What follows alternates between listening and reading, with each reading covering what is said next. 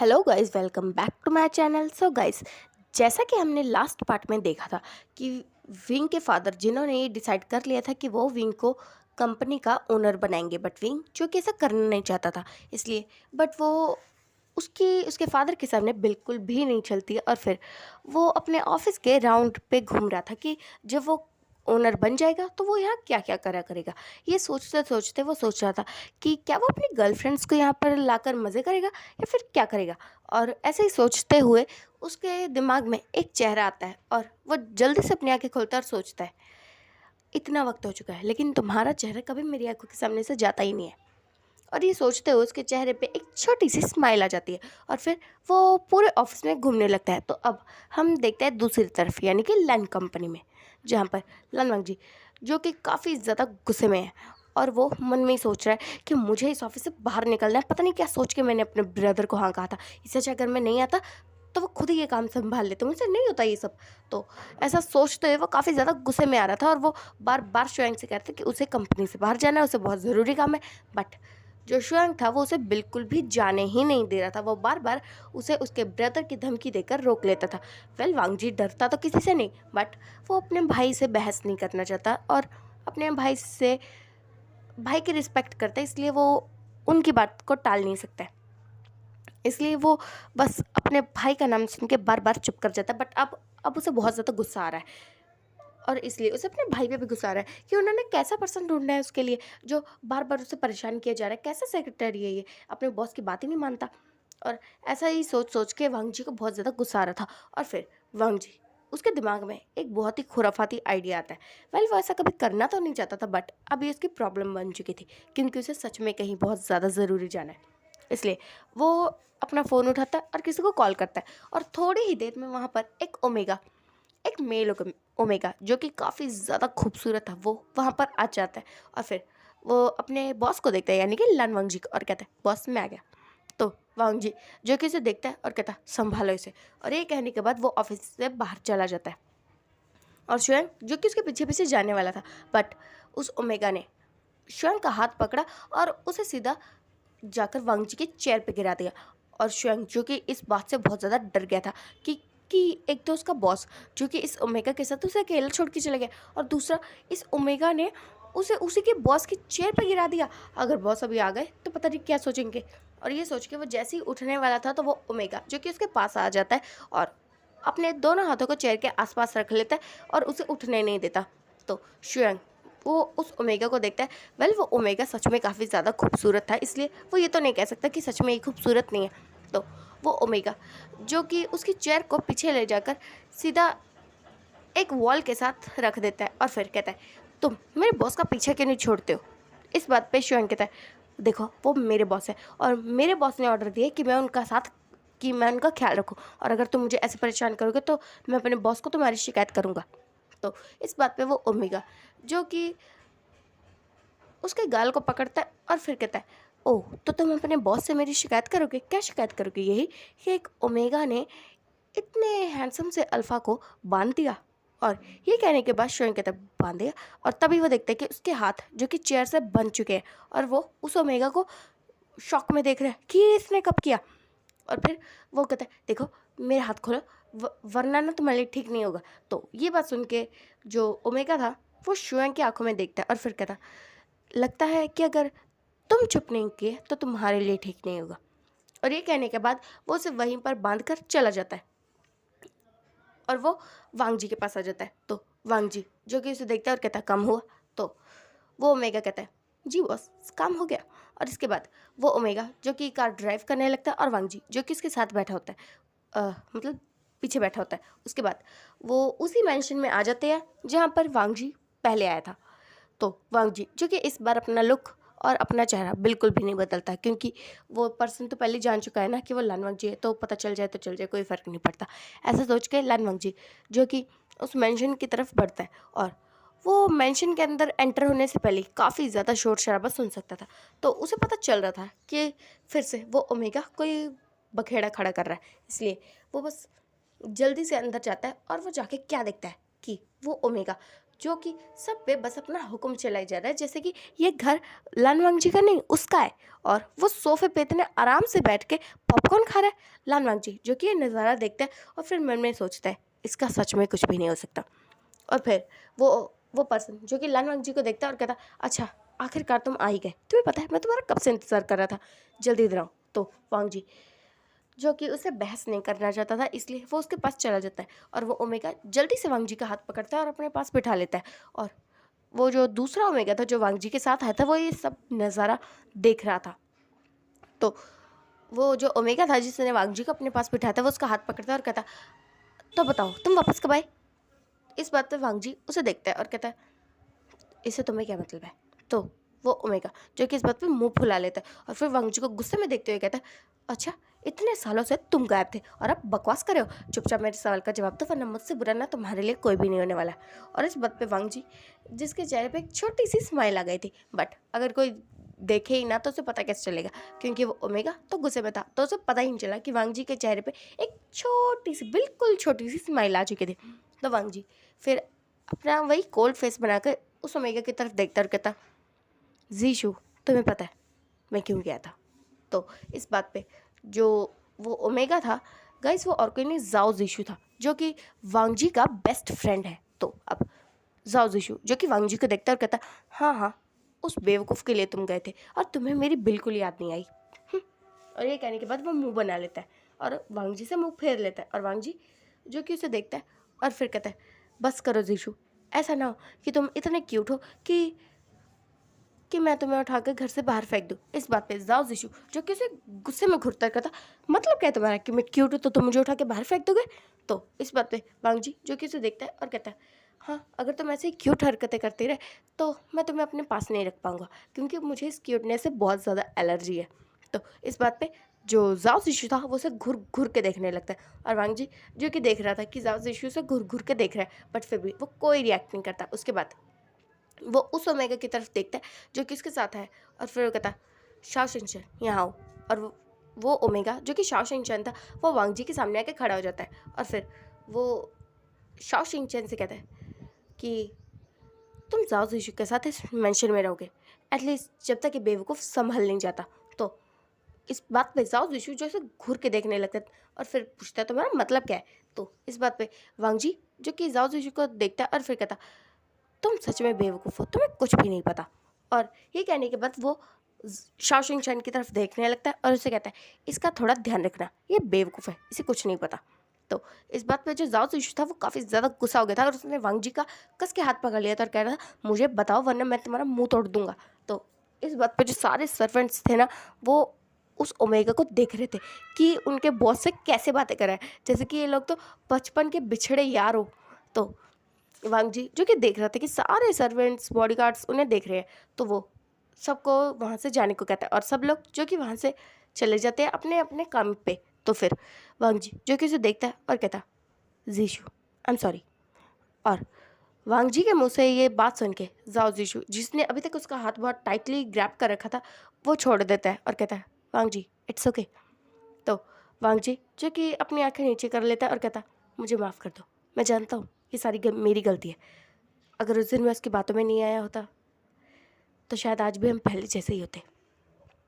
और ये कहने के बाद वो एक छोटी सी बट ब्रोकन स्माइल करता है और जाओ जीशु जिसने ये बात काफ़ी अच्छे से समझ ली थी और फिर वो वांगजी का हाथ पकड़ता है और कहता है इट्स ओके वांगजी, तुम्हारी कोई गलती नहीं है और जिसकी गलती है वो इसके लिए पछताएगा। और फिर ये इतनी इमोशनल से बातें करने के बाद जो जाओ जीशु था फिर वो वांगजी को देखता है कि अभी भी वो कितना ज़्यादा उदास है, उसे लगता है कि शायद अभी भी वो उसे याद कर रहा है, इसलिए फिर वो बात को बदलते हुए कहता है अच्छा वांगजी अब मुझे ये बताओ कि तुम मुझे यहाँ उठा कर क्यों लाए हो। तो इस बात पर वांगजी जो कि उसे देखता है और फिर कहता है तुम ये जानना चाहते हो कि मैं तुम्हें उठा के क्यों लाया, मैं तुम्हें उठा के नहीं लाया, मैं तुम्हें बचा कर लाया हूँ। तो इस बात पे जो जाओ जीशु था उसे गुस्से में घूरने लगता कहता अच्छा तो तुम मुझे किससे बचा के लाए हो। इस बात पे वांगजी जो कि उसे देखता है और कहता और किसे, तुम्हारे उस बेकार से स्टेप फादर से। तो इस बात पे जाओ जीशु जो कि उसे देखता है और फिर कहता बट मैं तो अकेला रहता हूँ तो मुझसे तो तुम मुझे किससे बचाओगे। तो वांगजी जो कि उसे देखता है और फिर कहता है तुम्हें पता भी है कि तुम्हारा स्टेप फादर जो कि तुम्हारे पास आया था, मतलब तुम्हारे पास तुमसे मिलने आ रहा था, है ना। तो इस बात पे जाओ जीशू कहता है हाँ वो आने तो वाला था बट वो तो आया ही नहीं।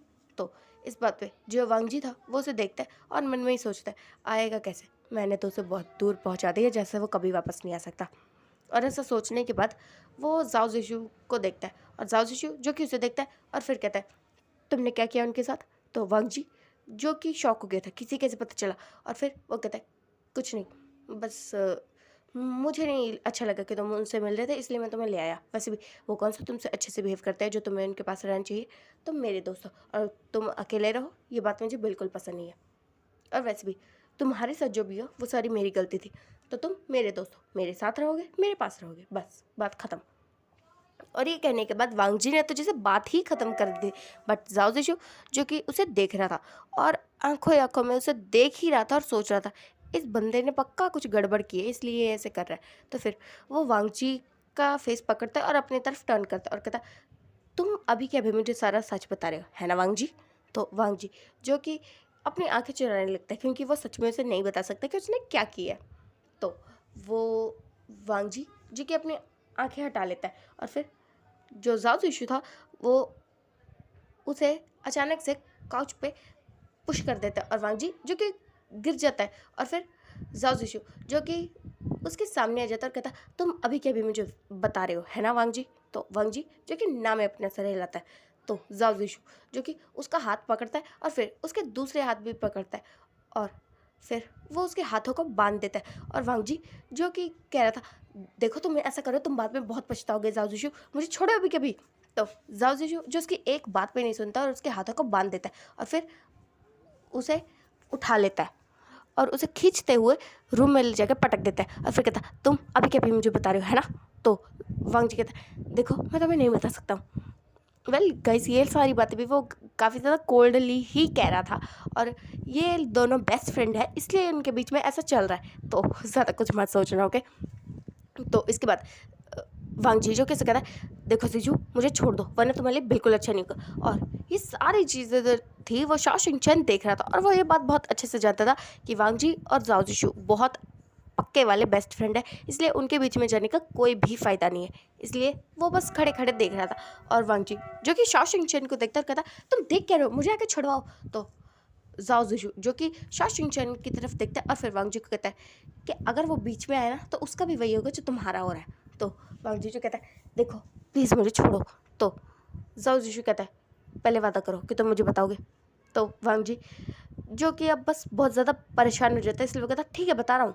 तो ये बात सुनते ही जाओ जीशू जो कि वांग जी जो कि अभी तक बेड पे गिरा हुआ था जाओ जीशू उसके पास जाता है और उसे बिठा देता है और फिर कहता है तो जल्दी बोलो जल्दी बोलो। तो वांग जी जो कि अपने हाथ को शो करते हुए कहता है मेरे हाथ खोलो। तो इस बात पे जाओ जीशू जो कहता है बिल्कुल नहीं पहले बताओ फिर। तो वांग जी जिसे पता चल चुका था सच में इससे बहस करने का कोई भी फ़ायदा नहीं है इसलिए वो उसे बताने लगता है कि उसका जो स्टेप फादर था वो जो कि पूरी ड्रंक हालत में उसके पास आ रहा था और वो किसी मकसद से आ रहा था क्योंकि उसने उसकी मदर को मार डाला था और वो अब उसे मारने आ रहा था। और वो ड्रंक हालत में इसलिए आ रहा था ताकि अगर वो मार भी दे तो ऐसा कहा जाए कि गलती से हो गया इसलिए। और ये बात वांग जी को जो थी वो पता चल चुकी थी क्योंकि जब से वो वापस आया था तब से वो अपने बेस्ट फ्रेंड से मिलना चाहता था और जब उसे पता चला कि उसके बेस्ट फ्रेंड का स्टेप फादर उसे मारने वाला है तो उसे बहुत ज़्यादा गुस्सा आ चुका था।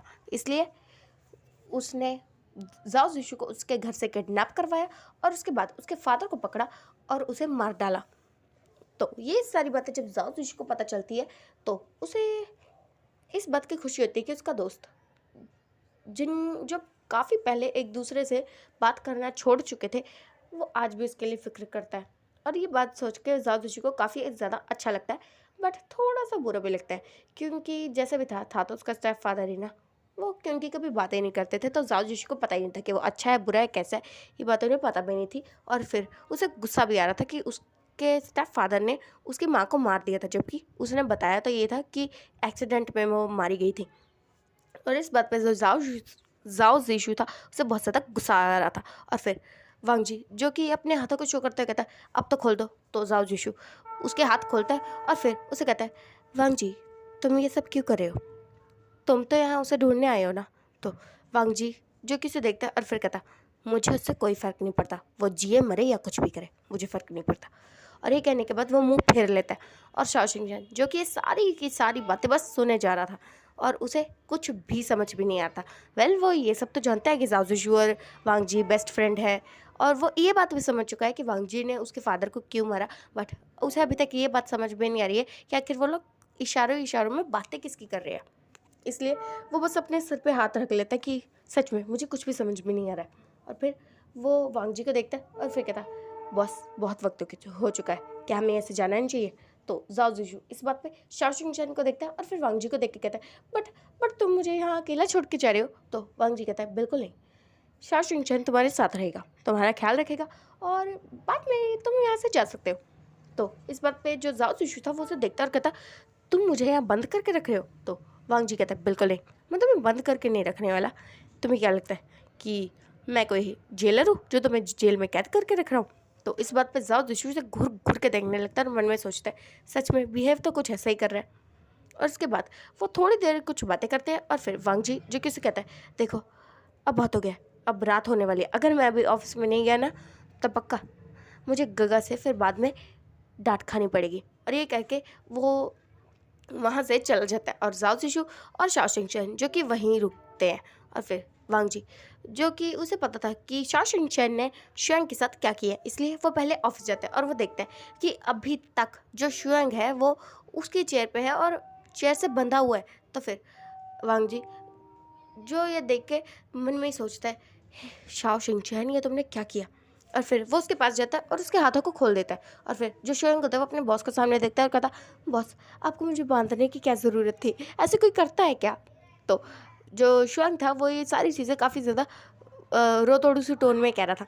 तो वांग जी उसे देखता और कहता, तो तुम्हारी गलती है, मैंने तुमसे कहा था ना कि मुझे जाने दो, बट तुम्हें तो मानना ही नहीं था। आज के बाद ये वाली सज़ा याद रखना, अगर आज के बाद तुमने मुझे परेशान किया ना तो मैं तुम्हें दोबारा ऐसे ही बांध दूंगा। और इसके बाद वांग जी जो कि अपने घर के लिए निकल जाता है और शुआंग जो कि फिर से ज़िद्दी बन के उसे घर पे ड्रॉप करता है और वांग जी फिर अपने घर आ जाता है। और अब हम देखते हैं दूसरी तरफ, यानी कि जियांग मैंशन में, जहाँ पर विंग आ चुका था और वो सब अब बैठ के डिनर कर रहे थे। और जियांग फैंगमियान ने सबको बता दिया था कि वो वी को जल्द ही ओनर बनाने वाले हैं अपनी कंपनी का, और इस बात पे किसी को भी कोई प्रॉब्लम नहीं थी। सब लोग तो खुश हो रहे थे कि शायद इससे जो विंग है वो सुधर जाएगा, क्योंकि वो रोज़ कोई ना कोई गर्लफ्रेंड बदलता रहता है और फिर इसी वजह से वो उसे थोड़ा काम देना चाहता है ताकि वो थोड़ा सुधरे। और अब हम देखते हैं नाइट का सीन। हाँ, नाइट का सीन जहाँ पर विंग जो कि एक फ़ोटो को देख रहा था और कह रहा था, गर्लफ्रेंड्स, पता है सबको लगता है कि मेरे पास बहुत सारी गर्लफ्रेंड्स हैं, बट मेरे दिल में तो सिर्फ तुम हो, वो तो सिर्फ दिखावे के लिए, ताकि किसी को ऐसा ना लगे कि मेरे पास गर्लफ्रेंड नहीं है और फिर मेरे डैड मेरे लिए शादी के लिए रिश्ता ढूंढना शुरू कर देंगे, बट मैं वो नहीं चाहता हूँ। और इसलिए मैं उन्हें ऐसा दिखाता हूँ ना कि मेरे पास तो बहुत सारी हैं, मुझे ज़रूरत नहीं है, बट हमेशा से मेरे दिल में सिर्फ तुम ब्यूटीफुल माय ओमेगा। और वो उस फोटो को देखते देखते उसकी तारीफ़ों के फूल बंद रहा था और फिर काफ़ी देर तक उस फोटो को निहारने के बाद वो उस फोटो को अपने पास रखता है और फिर सो जाता है। और अब हम देखते हैं लानवंग जी की तरफ, जो कि अभी सो नहीं रहा था बल्कि वो सोने की कोशिश कर रहा था, बट उसके दिमाग में एक चेहरा बार बार आ रहा था। वो जब से वापस आया है तब से उसके दिमाग में ये चेहरा वापस आए जा रहा है, जबकि वो इसे बिल्कुल भी याद नहीं करना चाहता है, क्योंकि उसे तो इससे बहुत ज़्यादा नफरत होनी चाहिए और है भी, बट फिर भी पता नहीं क्यों इसका चेहरा बार बार उसके दिमाग में आ जाता है और फिर उसे बहुत ज़्यादा गुस्सा आने लगता है। और ये सोचते सोचते वो कब सो जाता है उसे पता भी नहीं चलता।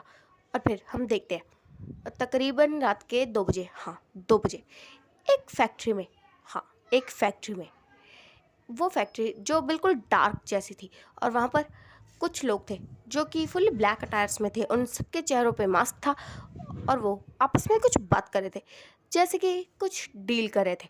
और फिर काफ़ी देर तक ऐसी बातें करने के बाद फिर वो वहाँ से चले जाते हैं। और वहाँ पर जो 3 पर्सन रह चुके थे वो कहते हैं, बॉस आखिर हम ये काम को अंजाम कब देने वाले हैं? माना कि आपको पर्सनल काम है, बट फिर भी आप पहले इसे जल्दी निपटाइए ना, हमें अभी बहुत सारी डील्स करनी है। और फिर वो जो पर्सन था उनका बॉस, वो उन्हें देखता और कहता, देखो मेरे काम में अभी वक्त है, इसलिए इसे अच्छा पहले यही होगा कि हम पहले अपनी डील पे फोकस करें। मेरा काम तो जब होगा तब होगा, इसके लिए तुम्हें वेट करने की ज़रूरत नहीं है। और ये कहने के बाद वो तीनों पर्सन भी वहाँ से चले जाते हैं। वेल वो इतने ज़्यादा ब्लैक अटायर में थे कि कोई भी अगर उन्हें अंधेरे में देखेगा तो ऐसा होगा जैसे कोई है ही नहीं वहाँ, ऐसा लगेगा। तो फिर वो लोग वहाँ से चले जाते हैं और वो लोग, उनका ऑरा जो कि बहुत ज़्यादा खतरनाक था, ऐसा लग रहा था कि वो सारे के सारे जैसे अल्फाज ही हैं, वहाँ पर कोई ओमेगा कोई बीटा कोई है ही नहीं, इतना डार्क ऑरा था उन सब का। और फिर वो सब के सब वहाँ से चले जाते हैं। और अब हम देखते हैं नेक्स्ट मॉर्निंग का सीन, जहाँ पर जियांग मेंशन में सबकी आंखें शौक से बड़ी हो चुकी थी और मुंह खुला का खुला रह चुका था। उन्हें लग रहा था कि क्या वो कोई सपना देख रहा है, क्या वो किसी इमेजिनेशन वर्ल्ड में आज सूरज क्या ज़मीन से उग के आया है, ये कैसे हो सकता है। और यही सारे रिएक्शंस जो थे वो उनके चेहरे पर थे, क्योंकि उनके सामने वी वूजियान जो कि था वो तैयार हो चुका था सुबह के 8 बजे। वो पूरा का पूरा तैयार था ऑफिस जाने के लिए। और ये बात किसी को भी हजम नहीं हो रही थी कि सच में क्या हम कोई सपना देख रहे हैं। ऐसे ही उन सब के मन में चल रहा था। और उनका सपना सपना तब टूटता है जब विंग उनसे कहता है, मॉम मैं भूखा हूँ, मुझे ब्रेकफास्ट चाहिए, जल्दी दो ना। तो इस बात पे जो उसकी मदर यानी कि मैडम यू थी, उनका ध्यान टूटता है और फिर वो विंग को घुर घुर के देखने लगती है। और फिर विंग से कहते हैं, विंग क्या सच में तुम हो? तो विंग जो कि उन्हें देखता है और फिर उनका हाथ पकड़ता है और फिर अपने चेहरे पर लगा के कहता है, क्या लगता है मम्मा, मैं हूँ या फिर मेरा भूत? तो इस बात में मैडम यू उसे एक जोर का मुक्का मार देती है और फिर कहते हैं, सुबह सुबह भूत की बात मत करो बेवकूफ़ कहीं का। और ये कहने के बाद वो किचन में चली जाती है उसके लिए ब्रेकफास्ट लाने के लिए। और वो तीनों यानी कि जियांग गैली, जियांग चैंग और जियांग फेंगमिया जो कि थे, वो व्यू जन के पास आके बैठ जाते हैं और फिर उसे ऐसी निगाहों से देखने लगते हैं कि क्या ये सच में वी है या फिर ऐसा तो नहीं है कि सच में इसके अंदर कोई आत्मा आ गई है। ऐसा वो मन में सोच रहे थे। और विंग जो कि उन सबकी निगाहों को अपने ऊपर महसूस कर सकता था, इसलिए वो एक आंख उठा के सबकी तरफ देखता और फिर कहता, क्या हुआ, मैं कोई भूत नहीं हूँ यार, ऐसे क्यों देख रहे हो? तो इस बात पे जो जियांग जिंग था वो कह रहा था, तुम सच में विंग ही हो ना? तो विंग जो कि गुस्सा हो रहा था क्योंकि सब लोग उससे यही पूछी जा रहे हैं बार बार। तो वो कहता, देखो एक काम करो, मुझे टच करके देखो, क्या लगता है, क्या मैं इंसान हूँ या मैं भूत हूँ या मैं विंग हूँ या नहीं हूँ? तो जो जियांगचेंग था वो जल्दी से विंग के पास जाता है और उसके गले को जोर से पिंच करता है। तो विंग चुकी से जोर से चिल्लाता है और कहता, जियांगचेंग। और जो जियांगचेंग था वो कहता, हाँ ये सच में विंग है और ये कोई भूत भी नहीं है। तो इसके बाद वो अपनी सीट पे आके बैठ जाता है और फिर कहता, अच्छा आज सूरज कहाँ से उगा है जो तुम इतनी जल्दी उठ गए? तो इस बात पे जो विव जैन था वो जैंगचैंग को घूर के देखता और फिर कहता, क्योंकि फादर ने मुझसे कहा था कि अब मैं ओनर बनने वाला हूँ ना, तो मुझे थोड़ा वो होना चाहिए रिस्पॉन्सिबल, इसलिए मैं जल्दी उठ गया। क्या तुम्हें इस बात से कोई प्रॉब्लम है? तो जैंगचैंग जो कि उसे देखता और कहता, नहीं बट वो क्या ना, तुम्हारा ऐसा रूप देखना बर्दाश्त नहीं हो रहा। तो जियांगचैंग तो इस बात पे विंग जो जियांगचैंग को देखता और कहता, हाँ हाँ तुम्हें तो सुबह सुबह मेरे ऊपर पानी गिरने में मज़ा आता है ना, बट अब तो कुछ और ही होने वाला है। अब तुम देखना, अगर तुम लेट हुए ना तो मैं तुम्हारे ऊपर पानी फेंक दूंगा। और ये कहने के बाद फिर वो थोड़ी देर में सब लोग अपने ब्रेकफास्ट करते हैं और विंग जो कि आज अपने ऑफिस की तरफ निकल जाता है। और वो और सब लोग जो कि विंग को इतनी सुबह सुबह ऑफिस में देख के काफ़ी ज़्यादा शॉक में थे कि क्या हम कोई सपना देख रहे हैं, कि ये भूत है, इसके अंदर कोई आत्मा आ चुकी है, ऐसे ही सब लोग सोच रहे थे।